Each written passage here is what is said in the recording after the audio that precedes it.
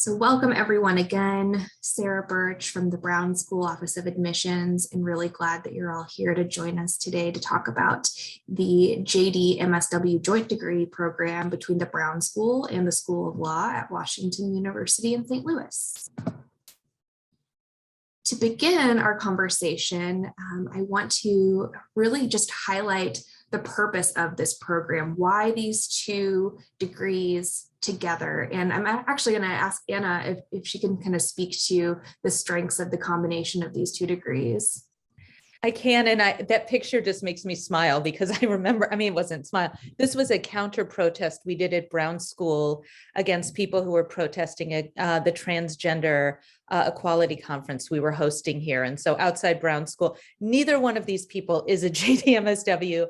The one in the Stay Human t-shirt, she is one of our most amazing professors who deals with housing. Her name's Molly Metzger, but is the sign just made me smile and think about advocacy that day. So basically it's hard to think about how to condense why these two go so well together. A little later, I think, Sarah, we go through some specific careers, I can list some jobs that people have. But one of the things that I think is most important is that these degrees, these professionals who have these degrees work together so much in policy and advocacy, and in understanding the law actually has people behind it, which is something we don't talk about in law school very much. We talk about law and code and things, but we forget the people. And for every decision that's made legally, there's a human being or more behind there. However, what's really nice is at the Brown School, sometimes we only talk about the people in the environment, and it's not really tempered as much with the practical realization of how the system operates and how we can manipulate the system. And so I can't speak highly enough to the way these two degrees really fit together to have a person-focused, risk-focused, risk-averse way of approaching the social problems we all care about. So that's kind of a 30,000 degree view of why I love having both of these degrees. Wonderful. Thank you, Anna. So we'll jump in a little bit to the nuts and bolts of the degree next.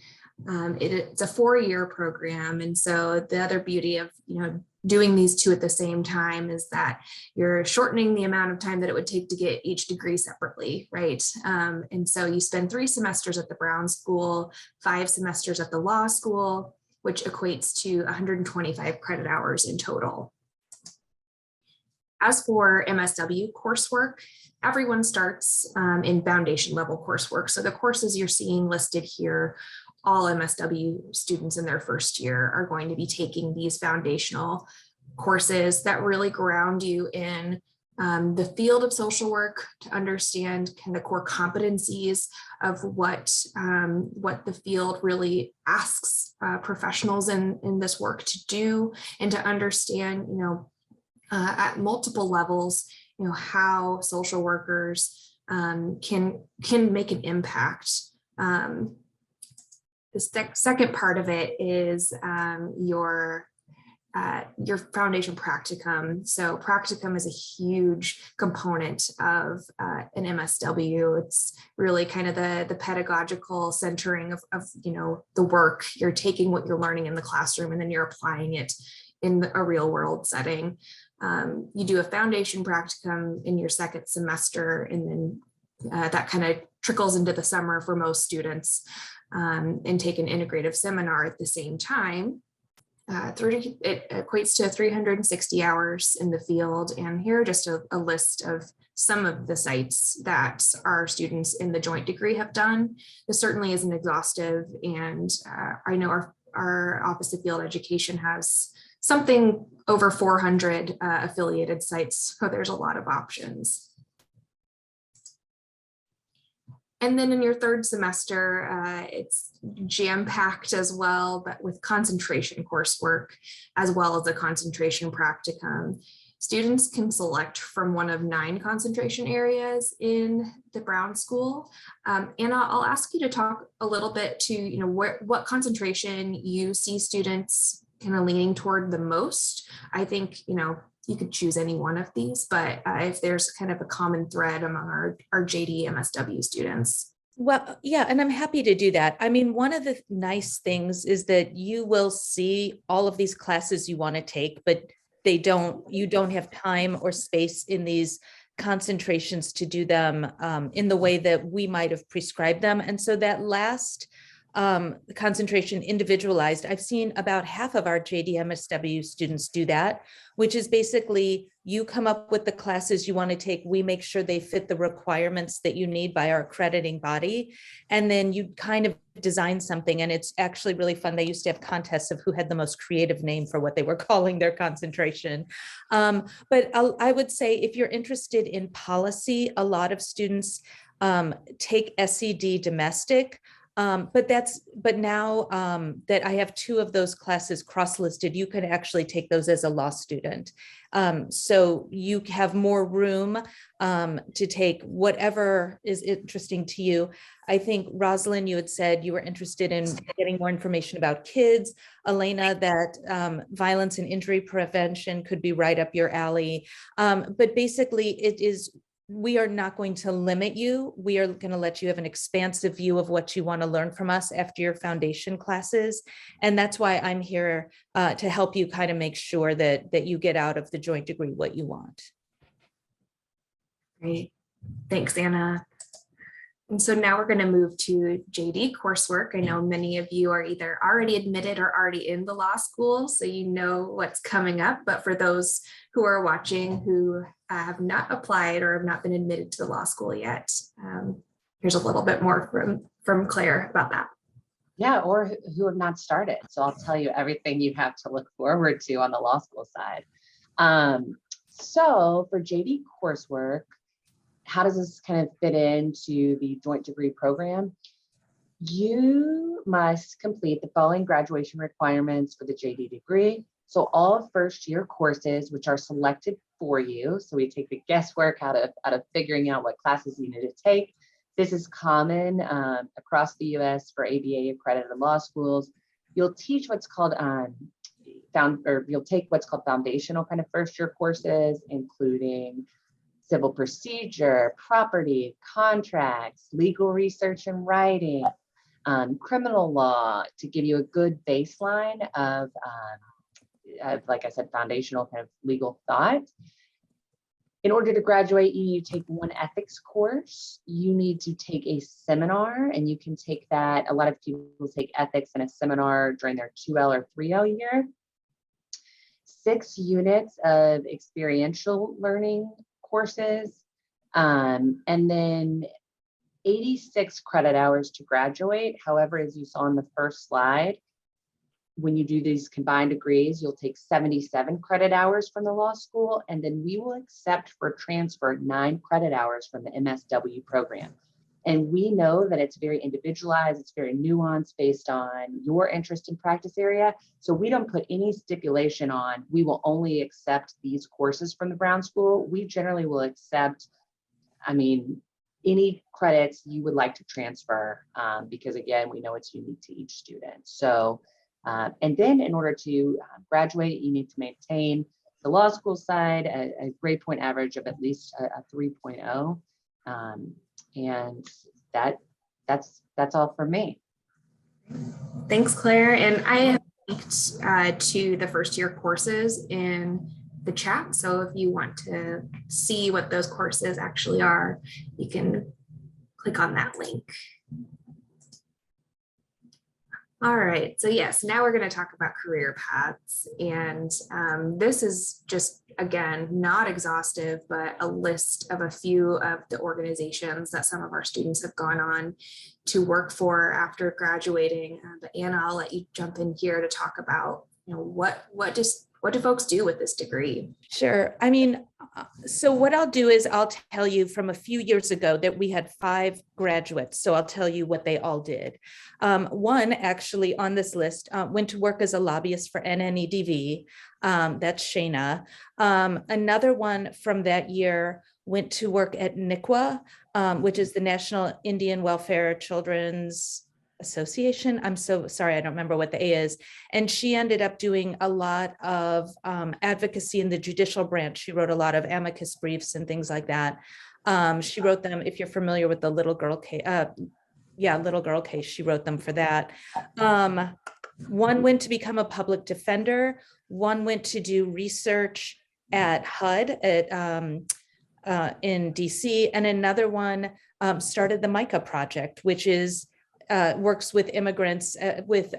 So she was a JD/MSW and with a friend of hers from the law school. And Stephanie, I think you've talked to Nicole at MICA about that.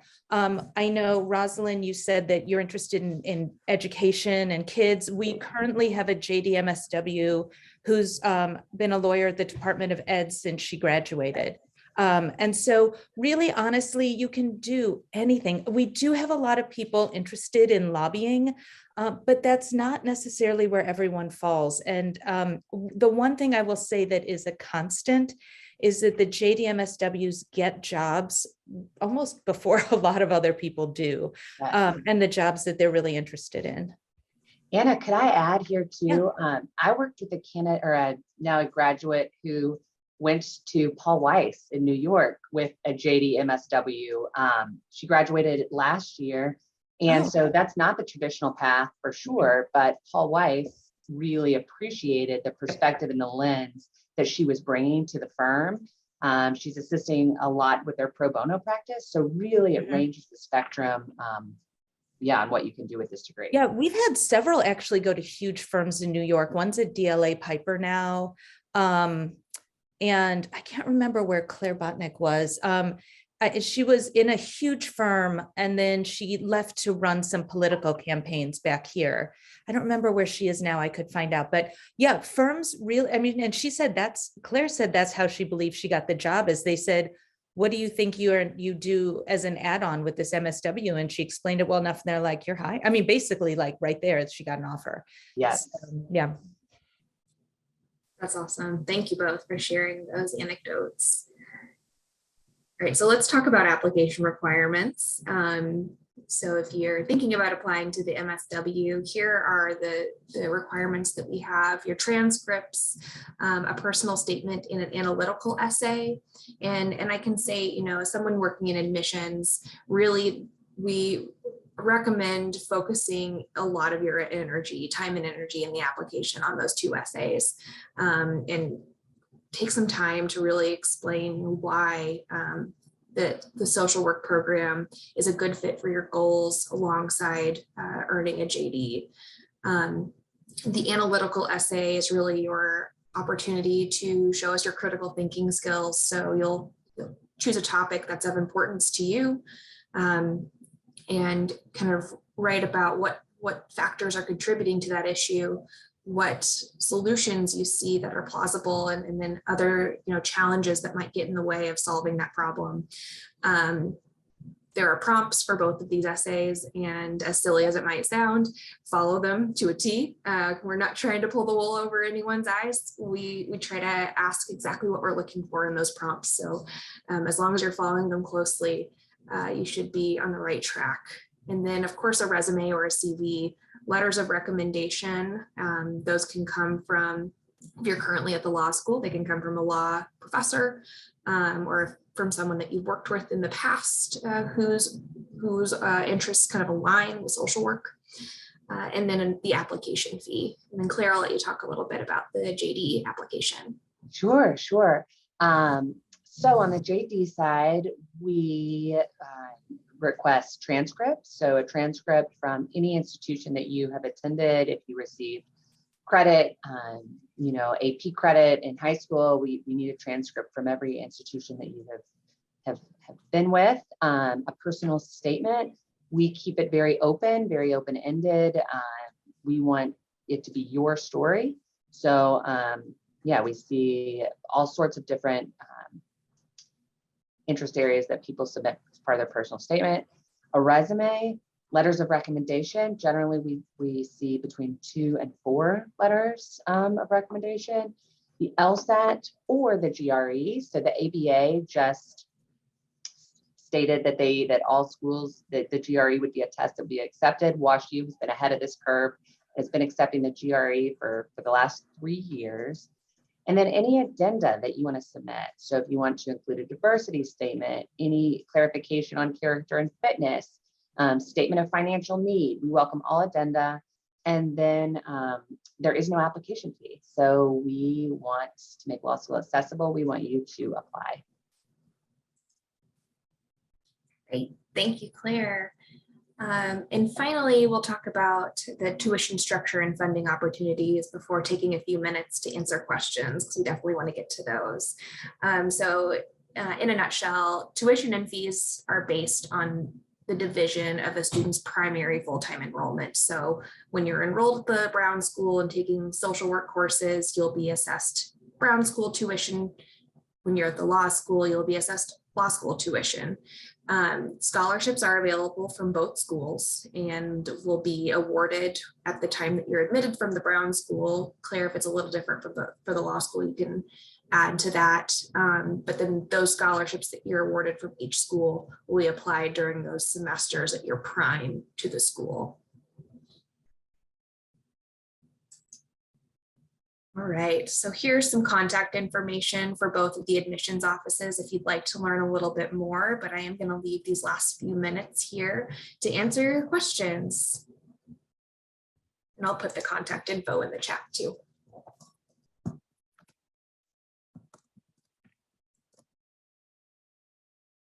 Yeah, David.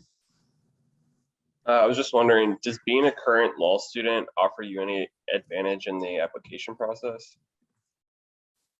Sarah, do you want to get that?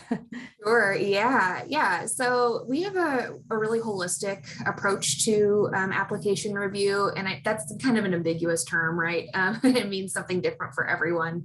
But for us, we are looking at a variety of factors, and certainly having that already having some graduate school experience under your belt is going to bode well in your application. You know what it's like to be taking courses at this level. You know what it's like to be a student at Washington University. And so those things are certainly going to shine through in your application. And I think just, the level of familiarity that you have with, issues in the area or issues that, are being addressed by the university and things you're learning in the classroom, those can certainly translate in your application too. And so we're going to look at all of those things when considering, your potential to do well in the social work program too. Mm-hmm. And just as a comment, the chancellor and the provost frequently brag about this joint degree. So we want to keep this robust. We want to have people apply. Once you come to one school, I know, Sam, you're on the brink of even coming, but for the rest of you who are here, once you start at one, we love to keep you here. And you're kind of the crown jewels that we have from this joint degree. So I would think from my perspective, it's very favorable. Yes, Sam. Oh, hi. Thank you for the presentation, by the way. I was wondering, as someone like I'm thinking about attending WashU's law school. If I were to apply for this joint program and get in, would I have the choice of choosing to start my master's first, and my first year would be the master's, or how does it work with like where you started? Do you want me to answer that, or do you want? Yeah. So you can start at either school, and this isn't to say like, Stephanie, I know you're a 2L. What I'm going to say does not in any way, we make it work for every joint degree. This is my personal opinion, is that if you have the option, you should always start with social work, and it has nothing to do with like one school's better or something, but it's the idea that then at the end of the 4 years, you will graduate with your law school class. So if you do, and as opposed to if you start in law, and there's nothing wrong with it. We've had tons of people start in law and they make tons of new friends. But if you have the choice, I would say do your first year at Brown School, do your second year at law, and then by the end of it, you'll still know all the, now you may hate the people in your law school class. I mean, that I can't help, but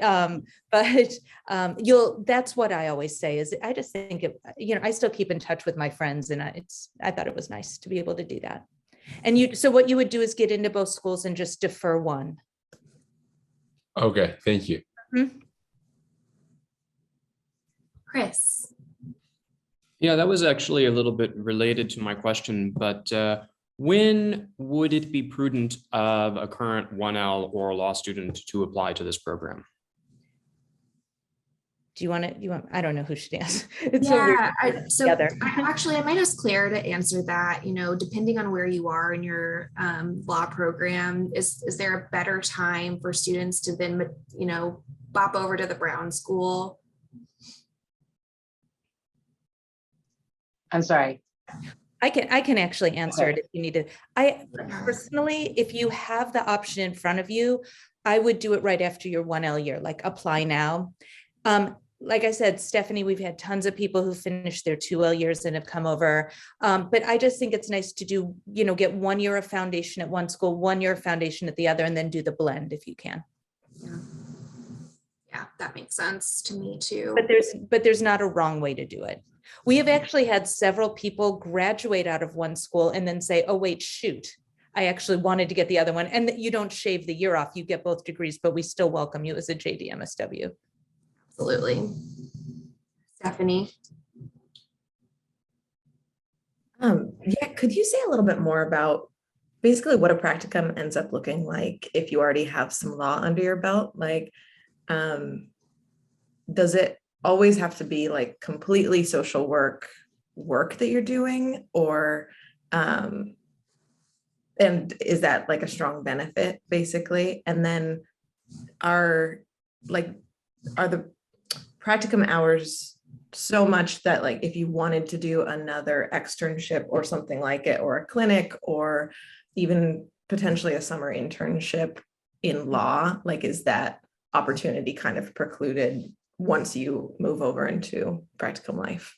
Again, I know my timeline's a little weird. No. It's not weird. It's just what your timeline's going to be. So what I will tell you is that that the law school and the social work school, because of our accreditations, don't ever, and because we've all tried, ever allow like double dipping. Like, oh, I'm doing a law thing, can I also count that as practicum? We've tried, it doesn't work.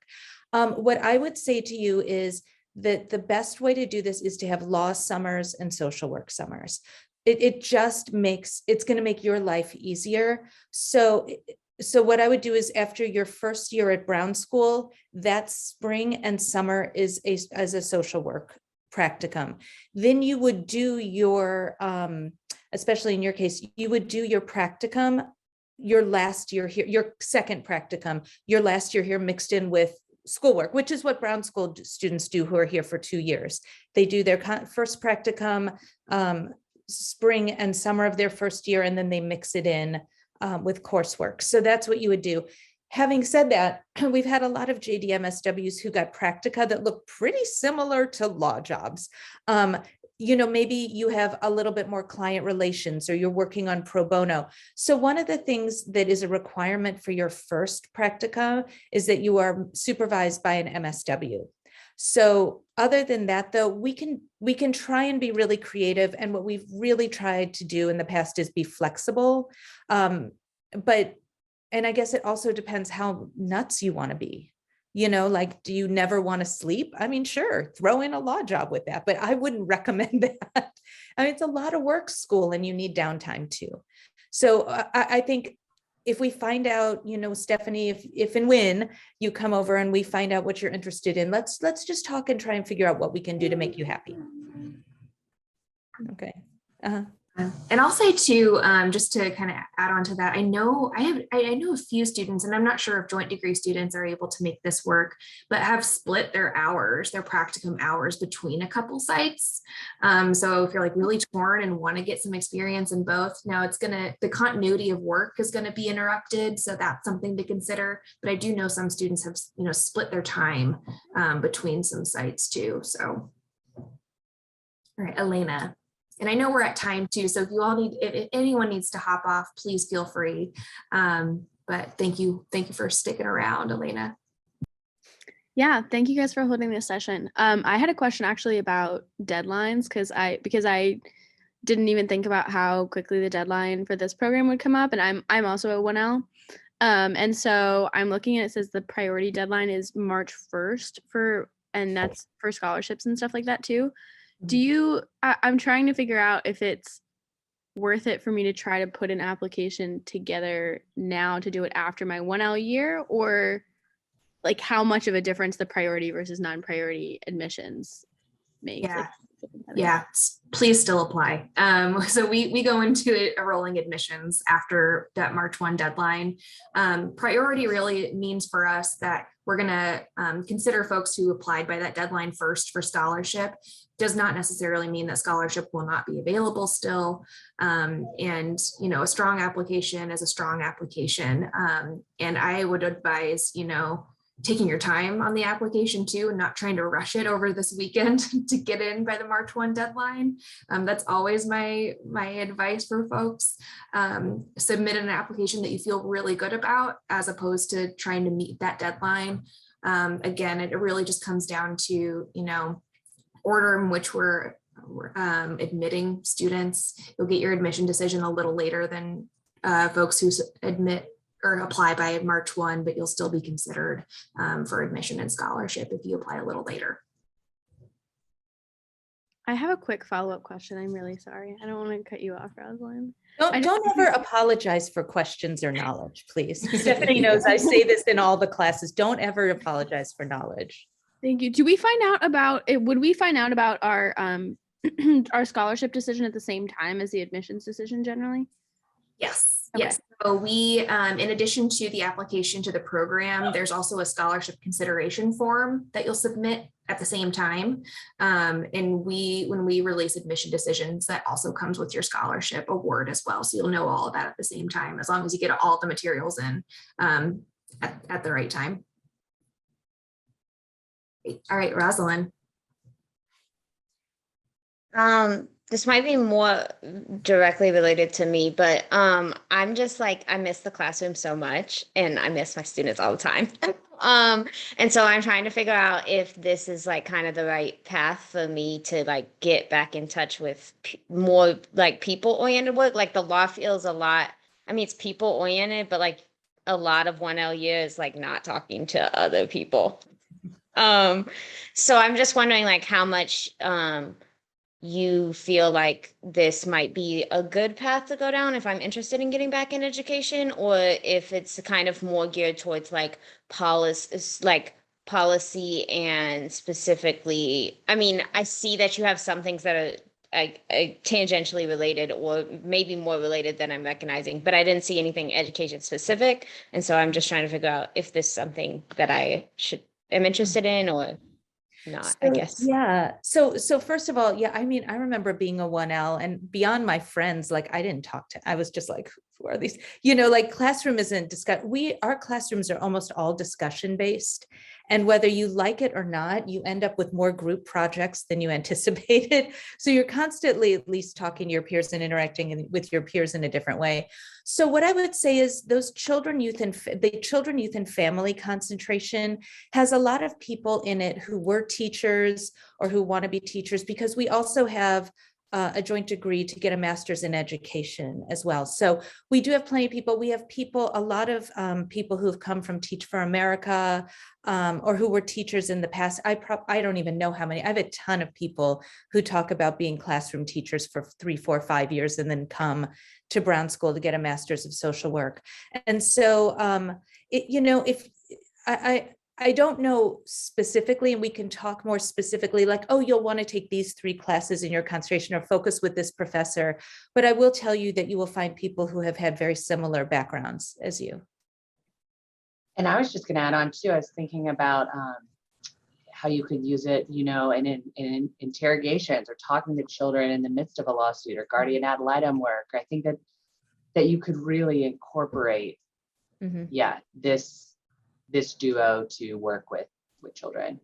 Yeah, my one of my sons is getting his MSW not at Brown School, and he wanted to be a classroom teacher, and then realized what he actually really loved was talking to the kids and working with kids, and he found a home in MSW. So yeah, there's the school social work track within the children, youth, and families concentration. So that might be a perfect fit, Rosalind. Thank you so much.